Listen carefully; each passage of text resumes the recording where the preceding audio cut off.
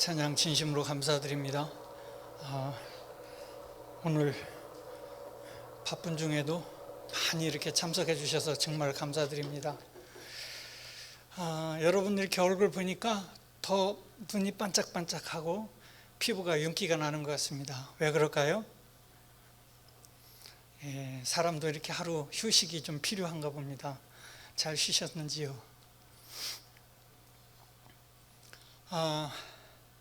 얼마 전에 제가 여기서 예배를 드리고 있는데, 주일날 11시 예배를 드리고 있는데, 전화가 아니라 제 전화기로 카톡이 자꾸 옵니다. 뭐 어떤 메시지인지 모르겠지만 이제 저는 이렇게 소리를 안 나게 해놓고 진동으로만 놨어요. 근데 주머니에서 자꾸 카톡이 계속해서 올립니다. 예배 중이었고 목사님 설교 중이셨기 때문에 그걸 열어볼 수가 없고 응답을 해줄 수가 없었어요. 그래서 예배가 끝나고 나서 열어봤더니 한국에 있는 친구에게서 온 것이었습니다. 그 친구는 저하고 학교 동기인데,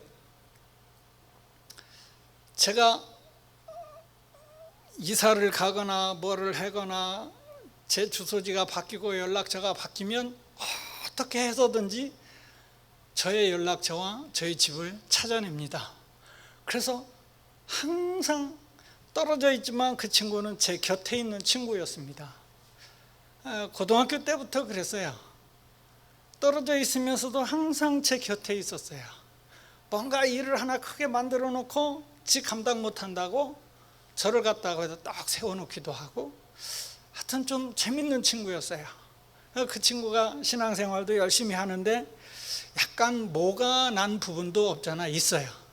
그래서 이제 그런저런 부분들을 잘 알기 때문에 제가 이렇게 늘 가까이 해주고, 그러면서도 그 친구는 고등학교 친구임에도 불구하고 저한테 항상 존댓말을 썼어요. 그때는 안 썼죠. 그때는 반말로 서로 이렇게 했는데, 제가 신학 공부한 이후로는 그 이후로 지금까지 존댓말을 항상 씁니다. 그러지 말라고 해도 항상 존댓말을 써요. 그래서 카톡을 보니까는 목회에 관해서, 교회에 관해서 질문에 뭐 하는 게 숱한 질문을 했어요. 근데 제가 응답을 할 수가 없지 않습니까? 그래서 응답을 없고, 조금만 더 기다렸으면 되는데, 그 예배 시간 끝나기 한 10분 전인가 그게 딱 끊겼더라고요. 시간을 보니까 끊기면서, 네가 나를 무시하는구나, 불러도 응답하지 않는구나, 네가 내 모든 말을 무시했구나. 존댓말로 썼어요. 계속 존댓말로 써놓고, 그리고서는 네가 거기 가서 그렇게 한다고, 목회자가 되었다고 무시하냐, 내가 다시는 너에게 연락하지 않으마. 그러면서 연락을 끊고 잠적을 해버렸더라고요. 거반 지금 2달 돼 가는데 안 떠요. 저는 그 친구 연락처 몰라요. 전화번호를 안 줬기 때문에 어디쯤 산다는 것만 알지 몰라요. 참 조금만 더 기다렸으면, 그 친구가 메시지를 주는 시간이 여기가 주일 예배 시간이라는 것만 알았더라도 오해를 하지 않고 그런 마지막 똑바로 목회하거라 이렇게 쓰고 사라졌어요. 그래서 그 메시지를 지우지 않고 지금도 제가 가지고 있고, 언젠가는 네가 나를 그렇게 항상 찾듯이 다시 나타나겠지, 그때 가서 오해를 풀어주면. 그러면서 그 친구를 위해서 생각날 때마다 기도합니다. 하나님, 그 친구 마음을 풀어주세요. 그 친구 마음을 풀어주세요. 그 친구가 모나지 않게 또 잘 살게 해주세요. 고신측 교단에 교회를 나가고 고등학교 때도 거기 다닌다고 항상 자부심을 가졌던 그런 친구예요. 수많은 사람들이 세상을 살아가면서 그의 인생에서 고난을 맞이하고 그 고난 가운데서 울기도 하고 괴로워하고 고통 속에 빠집니다. 그리할 때 그 사람들은 무엇을 할까요? 어떤 이들은 절망을 하게 되고, 어떤 이들은 비관하고 낙심을 하고, 세상을 살 수 없을 것만큼 큰 시르에 빠지는 사람들이 상당히 많습니다. 그러나 반면에 믿음을 가진 믿음의 사람들은 그런 시련이 올 때, 고난이 왔을 때, 감당기 어려운 일들이 나에게 밀려왔을 때, 그때 믿음의 사람들은 무엇을 할까요? 예? 무슨 일을 할까요? 알면서 그냥 말씀하셔야지. 기도를 하잖아요. 기도를 하게 됩니다. 믿음의 사람은 그 고난을 기도로 이겨내려고 해요. 그럼 언제 우리가 기도해야 될까? 그러면 왜 기도를 해야 하는 것일까? 사실 막말로 기도하지 않으면 다른 방법이 없잖아요. 그렇죠? 우리에게 다른 방법이 없어요. 누구에게 하소연한다고 문제가 해결이 되겠습니까? 뭐 한다고 그게 되겠습니까? 방법이 없어요. 기도할 수밖에 없어요. 아니, 하나님께서 말씀을 통해서 우리에게 기도하라고 했기 때문에 우리는 기도해야만 하는 것입니다. 이 하박국서가 정말 재밌어요. 1장에서부터 보면은 하박국서 전체가 내용이 뭐냐면 기도입니다. 기도에 관해서 이야기하고 있어요. 그런데 하박국 선지자가 기도를 하는데 기도의 내용을 보면 재밌어요. 1장에서는 하나님께 막 질문을 해요. 2장에 가면 하나님이 응답을 하세요. 3장에서는 다시 또 막 질문을 해요. 그리고 하나님이 또 응답해요. 이것이 바로 저와 여러분이 믿음 생활하고 하나님 앞에 나와서 예배드리며 우리의 삶 가운데서 하나님을 의지할 수밖에 없고 어떻게 하나님을 의지해야 하는가, 기도는 어떻게 해야 하는가를 보여주는 대표적인 말씀이라고 할 수 있습니다. 그러면 우리가 오늘 하루도 편안하게 쉬었고 편안하게 살아갑니다. 감사하며 살아갑니다. 정감 있는 사람들에게 전화도 하고 안부도 하고 물으면서 어떻게 지내냐고, 또 어려워하는 사람들에게도 전화하면서 같이 기도하자고 힘내자고 권면도 하고 도닥여 주기도 합니다. 이러한 삶을 살아가는 저와 여러분들에게 좋은 신앙의 모델로 표본으로 주고 있는 것이 바로 하박국입니다. 하박국 선지자는 참 오래전에 살았던 인물이죠. 이 하박국 선지자에 의하면, 성경학자에 의하면 하박국 선지자는 주전 BC 610년경 그때 일들을 기록하고 있다라고 얘기를 합니다. 근데 이스라엘 백성들이 살아가고 있는데 그때 당시에 아주 좋은 왕이 있었어요. 굉장히 믿음의 왕이고 신앙이 좋은 그런 왕이 있었는데 그가 누굴까요? 요시야라고 하는 왕이 있었어요. 그런데 주전 BC 609년에 그 요시야 왕이 갑자기 사망을 합니다. 죽습니다. 믿음이 좋고 나라 정치를 잘했고 모든 백성들을 신앙으로 잘 이끌어 가던 그 왕이 갑자기 죽으니까 백성들이 흔들리기 시작했어요. 삶이 흔들렸을 뿐만 아니라 삶이 흔들리니까 그들의 신앙생활도 흔들리기 시작하고 요동을 치기 시작합니다. 그래서 사람들이 중심을 잡지 못하고 그러다 보니까 이 사람들이 우상을 섬기고 하나님을 떠나고 기도하지 아니하고 자꾸 타락의 길로 갑니다. 하나님이 원하지 않는 길로 가고 있는 것입니다. 요시야 왕은 이스라엘 백성들에게 아주 지대한 영향을 끼쳤던 그런 아주 사랑스러운 왕이었습니다. 이 백성들이 그런 왕을 잃게 되니까 혼란에 빠진 거예요. 정신적 혼란에 빠진 거예요. 그래서 하박국 선지자가 하나님 앞에 기도를 하기 시작을 하는 겁니다. 그것이 바로 하박국서입니다. 여호와여 내가 부르시져도 주께서 듣지 아니하시니 어느 때까지입니까? 언제까지 듣지 않겠습니까? 라고 부르짖고 있는 겁니다. 이 백성들을 구해주세요. 이 백성들을 불쌍히 여겨주세요. 우리 전도부에서 지난주에 모여서 회의를 했습니다. 전도를 어떻게 하면 될까요? 벌써 시간이 이렇게 지났는데 결실도 없고 방법이 뭐 있을까요? 또 의논을 합니다. 이것저것 이야기들이 나오지만은 실제 막막합니다. 어렵습니다. 여러분, 우리가 한 명 전도하기가 얼마나 어렵습니까? 그러나 교회에서 한 명 실족시켜서 세상 가운데로 내치기는 너무나 쉽습니다. 작은 말 한마디면요, 그 사람 상처받고 교회 안에 들어왔던 사람이 떠나갑니다. 그래서 이걸 우리가 얼마나 조심해야 되는지 몰라요. 그 많이 기도해야 될 부분들이죠. 우리 안에 현재는 그런 일은 없어요. 지금 어떻게 하면 전도하며 이 전도의 불씨를 살릴 수 있을까라고 생각하면서 기도하고 있고, 전도부 모임 가질 때마다 우리 셀장님들하고 함께 의논하며 기도하고 있어요. 근데 대책이 없어요. 저에게 방법을 전도부장을 시켜놨으니, 네가 전도에 대해서 안을 내놓았으니 네가 전도해라, 저보고 그러면 저도 힘들어요. 저 그럼 시험 받아서 아마 저도 팍 나가 떨어질 거예요. 그래서 제가 고민하면서 기도하는 것이, 그래, 우리가 아무리 언변이 좋고 아무리 어떤 수단이 좋고 어떤 묘안을 가지고 있다고 해도 그것은 결코 힘들 것이다. 인간의 방법일 것이지 그것이 어떤 대안이 될 수는 없다라는 생각이 들어요.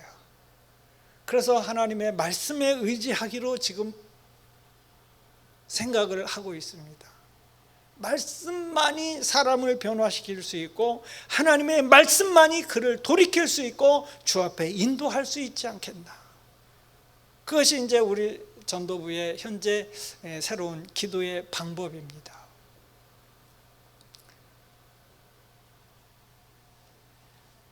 자, 하박국 선지자가 하나님께 막 기도하고 또 기도하고 또 기도하는 거예요. 아무리 기도해도 응답이 없어요. 대답이 없는 거예요. 그래서 하나님께 또 물어보는 거예요. 언제까지 응답하지 않고 잠잠하시겠느냐라는 거예요. 우리가 신앙생활을 하면서 사람들이 어려움에 빠지고 고난에 빠졌을 때 다 기도합니다. 병들었을 때 기도합니다. 하나님 낫게 해주세요. 또 무슨 목표가 뭐가 있을 때 하나님이 응답해 주세요. 우리 자녀들 잘 되게 해주세요. 기도하는데 응답이 없어요. 병이 안 나서요. 사람들이 실족하잖아요. 우리가 하나님께 물어보는 행위는, 어떻게 물어보는 이 하나님 어떻게 해요? 어떻게 해요? 이게 뭐 어떻게 돼요? 하나님 알려주세요. 기도하는, 그렇게 하는 행위를 가리켜서 기도라 이렇게 말을 하지요. 하나님과 대화한다고 해요. 하나님과 대화하는 것을 기도라고 말을 합니다. 하나님이 응답해 주시고 응답 받으면 다 됐다고 일어나게 되는데, 기도를 더 이상 안 하게 되는데, 그것이 아니라 하박국 선지자와 같이 하나님 앞에 하박국 선지자가 1장에서 자꾸 물어보고 2장에서 하나님이 응답하시고 응답하셨음에도 불구하고 다시 물어보는 것처럼 우리는 응답 받은 뒤에도 또다시 기도를 해야 하는 것입니다. 이것이 신앙생활의 표본인 거예요. 자, 다니엘이 포로로 잡혀갔는데, 여러분, 다니엘이 바벨론의 포로로 잡혀갔는데 성경을 막 봅니다. 성경을 보는데 뭐라고 쓰여 있냐, 그것을 딱 발견하게 되는데, 너희가 1년, 2년, 3년 있다가 돌아가리라, 내가 구해줄게, 그게 아니라 몇 년 동안 포로 생활한다고요? 70년 동안 포로 생활한다고 쓰여 있는 겁니다. 그런데 다니엘이 그 구절을 발견한 것이 몇 년도 얼마나 됐을 때 발견했냐면 67년 됐을 때, 그럼 몇 년 남았어요? 하나님이 성경에 약속하고 있는 포로 생활이 3년 남았어요. 그렇죠? 그것을 발견하면 저와 여러분과 우리 같으면 뭐라고 어떻게 했을까요? 우리가 딱 발견했다. 이젠 살았다. 3년만 지나면 된다. 3년만 참자. 그러고서는 3년만 지나기를 아마 그냥 꼭 참고 그들이 시키는 대로 종살이하고 아마 살았을지 모르겠어요. 그런데요, 성경에 보니까 다니엘은 그때부터, 그걸 발견한 그때부터 죽자 살자 기도하는 겁니다. 죽자 살자 기도하는 거예요. 하나님 이 민족을 구해주세요. 우리 민족을 구해주세요. 그러고 하나님 앞에서 바르게 살게 해주세요. 기도하는 거예요. 여러분, 우리가 하나님이 우리에게 주관하시고 이끄시고 응답하시지만은 하나님의 그 말씀의 주인공이 되기 위해서는 저와 여러분이 기도의 사람이 되어야만 하는 것입니다. 기도하지 아니하면 그 말씀의 주인공이 될 수 없고요, 하나님의 역사 속에서, 하나님이 운행하시는 속에서, 하나님이 임재하는 그 속에 내가 그 말씀의 주인공이 결코 될 수 없다는 거예요. 그래서 우리는 죽기 살기로 기도해야만 하는 것입니다. 하나님의 역사는 말씀대로 되어지는 줄로 믿습니다. 그렇죠? 하나님의 말씀대로 되어져요. 하나님의 말씀대로 되어지면서 하나님이 예언하시고 그 예언을 성취해 가십니다. 하나님은 말씀대로 이루어 가시는데 우리가 그 말씀을 붙들지 아니하면, 그 말씀을 내가 붙들지 아니하면 그 말씀은 흘러가 버리고 마는 것입니다. 우리 교회 좋은 전통이 하나 있더라고요. 보니까 액자에 성경 말씀 한 구절씩 이렇게 선택하게 해서 적어서 주시잖아요. 굉장히 좋은 이 전통이라고 생각을 합니다. 여러분, 내가 좋아하는 말씀, 평소에 은혜 받던 말씀, 내 삶이 힘들었을 때, 내가 기도할 때에 문득 그 말씀이 내 가슴에 와 닿고 내 가슴을 적시고 내 삶에 촉촉이 적시면서 내 삶의 방향을 틀어주고 나의 흔들리던 마음을 지켜주던 그 말씀, 그걸 액자로 해서 주셨어요. 그거 붙들고 나가는 거예요. 그 말씀을 여러분이 붙들면 그 말씀이 여러분이 되고 여러분이 하나님의 그 운행하심, 역사하심의 주인공이 되지만 말씀을 붙들지 않고 놔버리면 그 말씀은 나와 아무 상관이 없는 말씀이 되고 마는 거예요.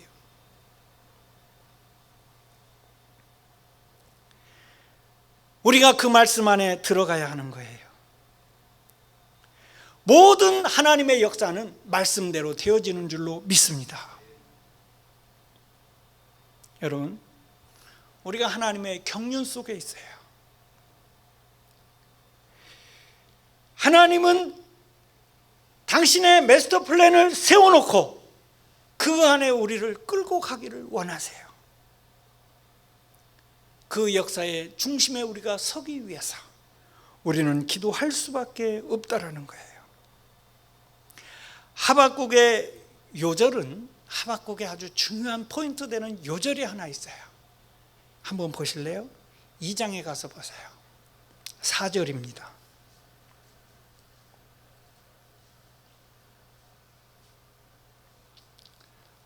같이 한번 읽어보실까요? 2장 4절 시작.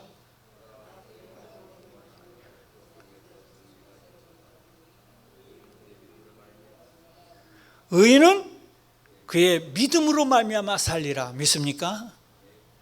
의인은, 여기서는 세상이 말하는 의인이 아니에요. 하나님의 이름으로 예수 그리스도의 보혈로 거듭나고 그분이 나를 의롭다고 인쳐주신 그의 백성, 그 의인은 오직 무엇으로 산다? 믿음으로 산다는. 누구의? 그의 믿음으로 산다. 저와 여러분의 믿음으로 하나님의 말씀 안에 살아가는 줄로 믿습니다. 이 말씀을 요절로 주고 있는 거예요. 이 말씀이 왜 중요하냐면 하박국서는 많은 질문으로 시작되는데 그 시대는 참 어려운 시대라고 그랬어요. 요시야 왕이 죽고 나라가 혼탁하고 종교가 타락하고 죄악이 가득한 세상, 하박국은 질문을 던지고 있습니다. 하나님, 이 혼탁한 세상에서 내가 어떻게 살아가야 할까요? 이 어려운 세상에서 종교가 타락하고 수많은 사람들이 신앙을 버리고 수많은 사람들이 교회를 버리고 수많은 교회들이 변질되어져 가고 수많은 사람들이 신앙을 자기 사유화하고 개인화시키고 그렇게 되어져 가는 이 시대에 어떻게 살아야 할까요? 이것이 하박국 선지자가 하나님 앞에 던진 질문입니다. 이 민족이 어떻게 살아야 하나요? 그때 하나님이 대답이 무엇입니까? 하나님이 뭐라고 대답한 거예요? 그것이 바로 2장 4절인 겁니다. 그것이 하나님의 대답이에요. 오늘 저와 여러분이 하나님, 내가 어떻게 살아야 하나요? 지금 이 고난에서 어떻게 살아야 하나요? 지금 난 너무 힘들어요. 이겨낼 방법이 없어요. 헤쳐나갈 방법이 없어요. 그런데 하나님이 저와 여러분의 주신 기도의 응답이 바로 2장 4절이라는 거예요. 의인은 그 믿음으로 말미암아 살리라. 믿습니까? 믿음으로 살라는 거예요. 네 방법으로 살지 말라는 거예요.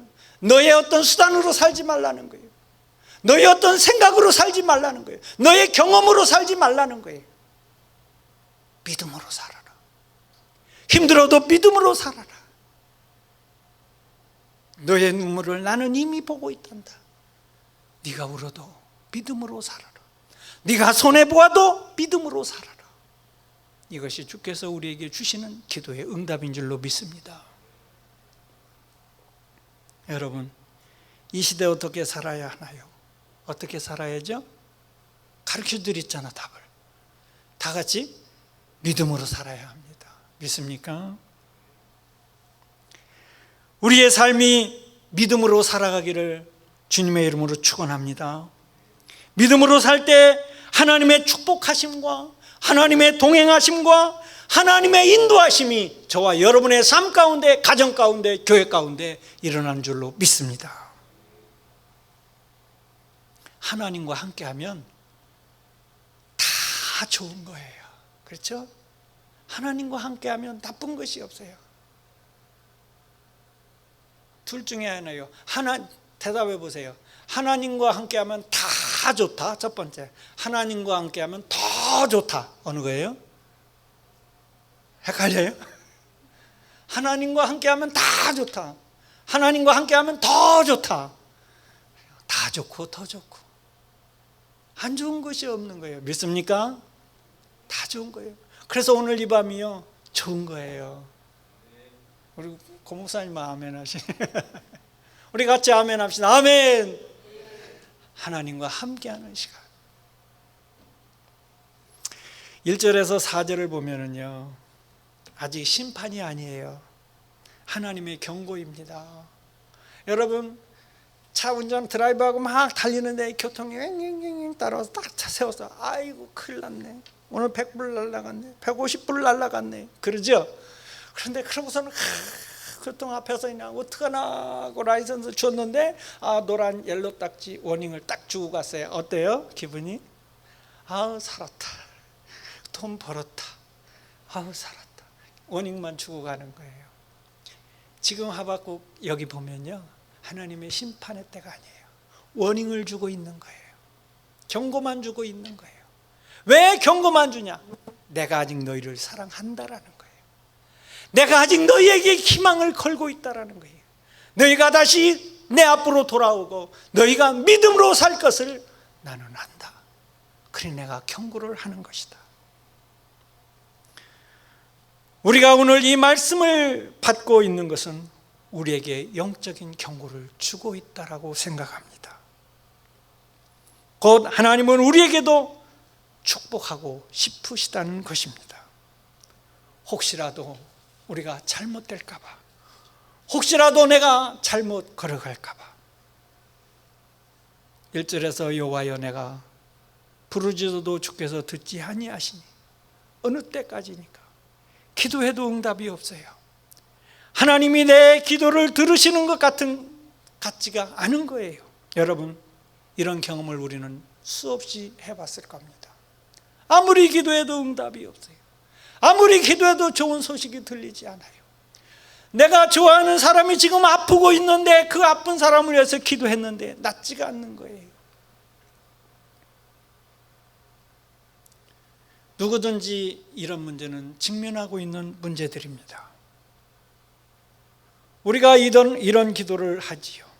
가족의 문제를 놓고 오랫동안 기도하였는데 아무런 응답이 없어요. 질병을 놓고 기도했는데 낫지가 않아요. 마치 내 기도가 허공을 치는 것과 같은 그런 공허함에 빠질 때가 있어요.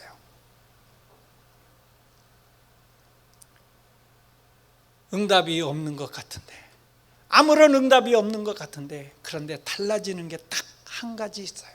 무엇이 달라질까요? 지나고 보면요, 내 신앙이 달라져 있어요. 내 믿음이 변화되어져 있다는 사실이에요.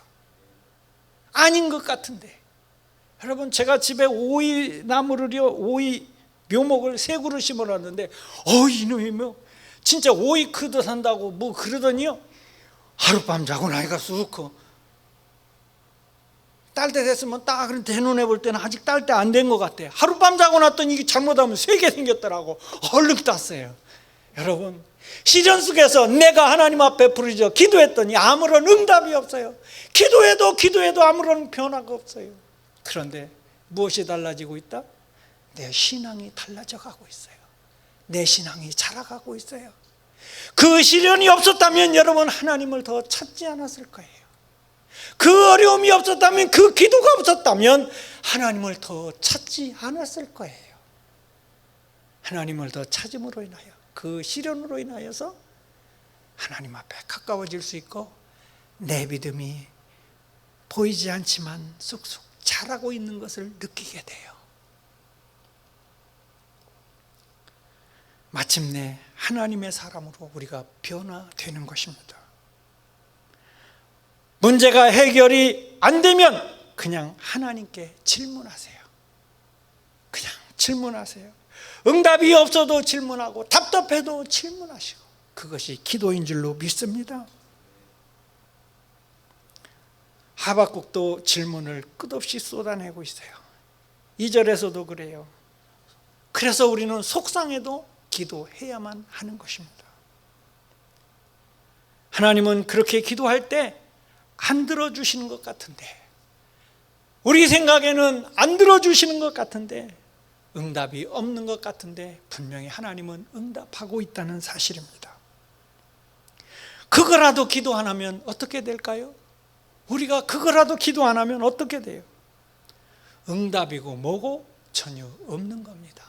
아무것도 없는 거예요. 기도하면 응답하시는 줄로 믿습니다. 아멘.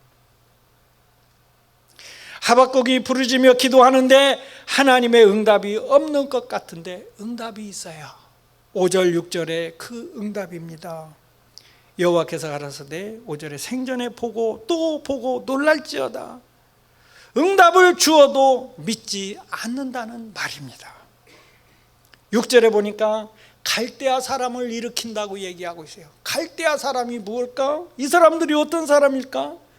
좀 이상해 보여요. 이것이 무슨 응답이야? 갈대아 사람들은 우리 이스라엘 백성들을 치고 하나님의 성전을 무너뜨리며 그들을 다 잡아가는데 이것이 무슨 기도 응답이야? 기도했더니 점점 어려움이 더 오고 병은 더 중해져만 가요. 이게 무슨 응답이야? 제 주위에서도요, 그것 때문에 실망해서 교회를 떠나는 사람들을 몇 사람 보았어요. 갈대아 사람은요, 우리가 바벨론이라고 생각하면 딱 맞아요. 갈대아는 유브라데스와 티그리스 강 그 사이에 있는 지역을 말합니다. 그 땅이 시대적으로 여러 나라가 되었는데 주전 2300년에 그때는 갈대아였고, 그 다음에는 아수르였고, 그 다음에는 바벨론이었어요. 그리고 메대와 바사가 되었다가 다시 하박국 시대에는 바벨론이 되었던 것입니다. 갈대아라고 하면 바벨론이라고 이해하면 딱 맞습니다. 6절 맨 앞에 내가 끝에 일으켰나니, 누구를 일으켰다고요? 바벨론을 일으켰다는 겁니다. 그들을 일으켜서 이스라엘을 멸망시켰다는 거예요. 참 희한한 응답이죠. 살려달라고 기도하고 이민족을 바로 세워달라고 기도했더니 멸망시켜버리는 거예요. 너무나 이상한 응답이에요. 기도할 때 때때로 이렇게 이상한 방법으로 응답하실 때도 있다라는 것입니다. 여러분, 내가 전혀 원치 않는 길로, 내 뜻이 아닌데, 내 생각이 아닌데 그쪽 길로 갈지라도 그것이 기도 응답이라고 하나님 앞에 그렇게 고백할 수 있기를 바랍니다. 어쩌면 하박국은 기도해놓고 후회했을지도 몰라요. 다 괜히 기도했나? 내가 기도했더니 이 나라가 멸망한다고? 취소할 수도 없고 너무나 이상한 방법으로 응답이 왔어요. 존 뉴턴이라는 영국 사람이 이렇게 말했어요. 하나님을 만나고 응답받고 싶어서 기도했는데 오랫동안 절망감에 사로잡히고 방황하고 고생하고 참 힘들었다. 성령 충만하게 해달라고 했는데 신앙생활도 못할 정도로 망가져 버렸다. 그런데 한참 뒤에 깨달았는데 그때야말로 내가 하나님을 가장 절실하게 찾았던 때였다 라고 그는 고백하고 있습니다. 여러분, 기도하는 사람이 된다는 것 얼마나 소중한지 몰라요. 하나님이 어떤 방법이든 무슨 상황이든 언제나 함께 하신다는 그 사실을 인정하고 믿고 받아들이는 거예요. 이것이 믿음의 사람이고 기도하는 사람인 것입니다. 신앙생활을 잘하려고 하는데 잘 안 풀릴 때가 있습니다. 그러나 내가 주님 앞에 나아가서 구하고 있다면 기도하는 그 사람이 바로 승리자인 줄로 믿습니다. 기도하는 거예요. 기도하는 사람이 승리자예요. 현실에 붙잡히면 결코 안 되는 것입니다. 우리가 종종 실수하는 것이 지금 눈앞에 보여있는, 눈앞에 놓여있는, 내가 가고 있는, 내가 빠져있는 그 고난의 현실에 붙잡히게 돼서 실망하고 절망하고 왜 하나님은 이것밖에 응답을 안 하시는가 라고 따질 수 있게 되는 거예요. 응답이 있고 없고 관계없어요. 내가 기도하고 있는 그 자체가 하나님 앞에서 승리자라는 사실입니다. 이미 하나님은 저와 여러분을 복된 길로 인도하고 계신 줄로 믿습니다. 여러분, 그렇지만 그 고난의 시간, 내가 기도하는 그 시간이 가장 하나님과 가까워져 있는 시간이라는 사실을 우리는 감사할 수 있기를 바랍니다. 그때 그 시간이 있었기에 오늘 내가 있다라는 사실입니다. 이것을 위하여서, 그 일을 위하여서 하나님은 누구를 사용하고 있어요? 바벨론이라는 나라를, 갈대아를 들어서 쓰고 있다라는 사실입니다. 13절에 보면 하나님은 악을 참지 못하시는 분이라고 나옵니다. 불의를 보지 못하시는 분이라고 나와 있습니다. 그런데 어찌 이런 일이 일어나는 것일까요? 이스라엘이 이해 못했던 것이 하나 있어요. 이스라엘이 택한 선민이었고 그의 백성이었지만, 그런데 어찌 이방인에게 맨날 얻어 터지기만 하고 있는 것일까? 블레셋에게 터지고 미디안에게 터지고 바벨론에게 깨지는 것입니다. 그런데 이것이 하나님의 방법이라는 사실이에요. 하나님은 우리가 상상도 할 수 없는 그런 방법을 모두 다 통원하고 있어요. 당신의 뜻을 이루기 위해서, 당신의 선한 것을 이루시기 위해서 이 모든 것을 통원하고 있다는 사실이에요. 한 예로서요, 1948년에 중국이 멸망을 하게 되는데요, 그때 모태통이가 장개석을 내쫓게 되고, 그리고 중국 안에 있던 모든 교회와 모든 크리스찬과 모든 성경을 갖다가 불태우면서 말살시키고, 더 이상 이 땅 위에 종교는 없다, 성경은 없다 라고서 다 없애버렸어요. 그런데 지금은 그 후로 지하교회가 더 많이 형성되면서, 통계적으로 이런 얘기를 하더라고요. 전 세계 여러 나라, 미국을 포함해서 모든 나라 백성들 가운데 기독교인, 크리스찬이 제일 많은, 현재 많은 나라가 중국이라고 하더라고요. 워낙 중국이 인구가 많아서 불신자 이런 사람, 안 믿는 사람이 많은 것 같은데, 실제 그 통계를 다 따질 수가 없지만 현재 지하교회에 보면은 크리스찬이 전 세계에서 숫자적으로 제일 많은 나라가 중국이다 그렇더라고요. 제 친구도 거기에서 현지인들 그 목회를 하고, 한인들 사이로 해서 이렇게 번듯한 교회, 이렇게 외부에 드러난 교회 목회를 하면서 지하교회를 운영하고 있는데, 성도 한 1000명 된대요. 그 지하교인들이. 제 합신 동기가 거기서 목회하고 있는데 그런 얘기를 하더라고요. 결국 기독교를 말살하고 하나님이 없다라고 하면서 그것을 끝내려고 했지만, 그 고난이, 그 핍박이 오히려 기독교를 더 확산시켰다라는 얘기입니다. 옛날 구소련이, 러시아 정교가 썩어가고 부패하고 있을 때에 소련의 기독교를 순수하게 만든 것이 바로 그 공산당이라고 그래요. 하나님은 바벨론을 통하여서 이스라엘을 깨우시고 정결케 하시고 회개케 하셨습니다. 11절에 보면 이스라엘이 바벨론에게 1차, 2차, 3차 침공으로 예루살렘이 함락되고 성전이 함락되었습니다. 이것은 있을 수 없는 일입니다. 왜 하나님의 전인데, 하나님이 계신 곳인데 어찌하여서 이방인에게 이렇게 망하게 했느냐라는 것입니다. 있을 수 없는 일들이죠. 다 포로로 잡혀갔어요. 아니야. 결코 이런 일이 있을 수 없어. 1, 2년 내에 분명히 다시 회복시키실 거야 라고 그들은 생각했을지 모릅니다. 아까 얘기한 대로 그들은 70년 동안이나 포로 생활을 했습니다. 예레미야가 말했습니다. 너희는 거기 살 생각해라. 돌아올 생각하지 마라. 빠른 시일 내에 결코 갈 수가 없다. 그때 바벨론의 기세를 한번 생각해 보세요. 얼마나 기세가 등등했겠어요. 우리가 이스라엘을 멸망시켰다. 우리가 이 나라를 쳐버렸다. 우리가 예루살렘 성전을 무너뜨려 버렸다. 얼마나 기세가 등등하고 그 칼날이 대단했겠습니까? 하늘 높이 쳐들면서. 그런데 훗날 지금 보세요. 메대와 바사와 바벨론과 아수르와 갈대아가 그 이름이 지금 있는지, 그 이름은 없습니다. 남아있는 건 오직 이스라엘의 나라, 그 이름이 남아있습니다.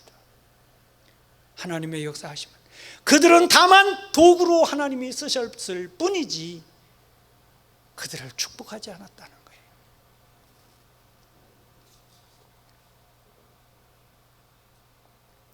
여러분, 초대교회 때에도 기독교인들이 수없이 죽고 말살되고 그랬습니다. 기독교 그 말살 기념비도 세웠습니다. 세상에는 기독교가 더 이상 존재하지 않는다라고 했습니다. 그런데 저와 여러분이 지금 이렇게 하나님을 잘 믿고 있지 않습니까? 우리가 믿음 안에 붙들려 있고 하나님 안에 있다면 우리는 기도하는 것을 결코 쉴 수가 없습니다.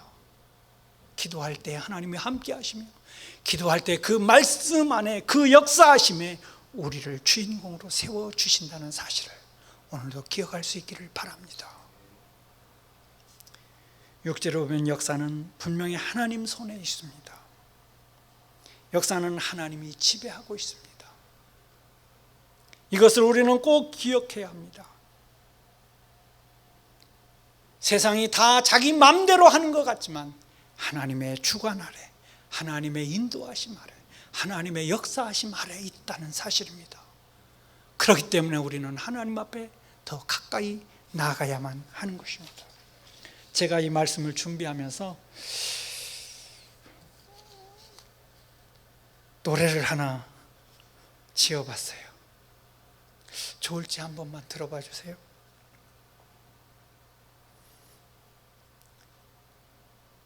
내가 고난 중에 있을 때, 내가 슬픔 중에 있을 때, 바로 이때가 가장 하나님을 간절히 붙들 수 있는 시간이요, 기회라는 걸 깨달았습니다.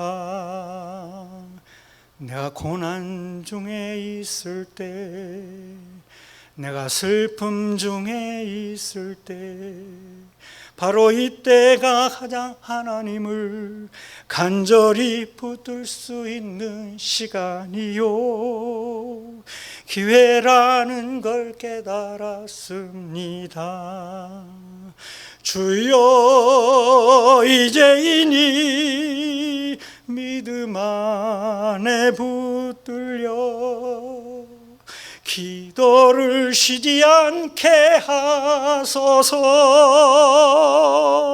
내가 고난 중에 있을 때, 내가 슬픔 중에 있을 때, 믿음으로 살아가는 신실한 믿음의 사람, 기도하는 사람 되게 하소서. 기도하겠습니다. 하나님, 내가 고난 중에 있을 때, 내가 슬픔 중에 있을 때, 바로 이때가 가장 하나님을 간절히 붙들 수 있는 시간이라는 사실을 오늘 또 깨닫게 해주시니 감사를 드립니다. 말씀